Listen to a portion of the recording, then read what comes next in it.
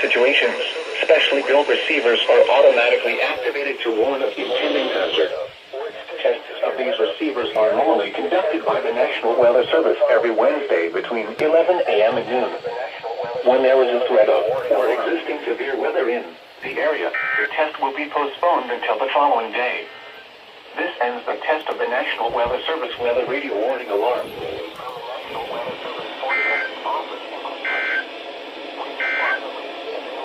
This is NOAA Weather Radio WNG 698 originating from the National Weather Service Forecast Office in Cleveland.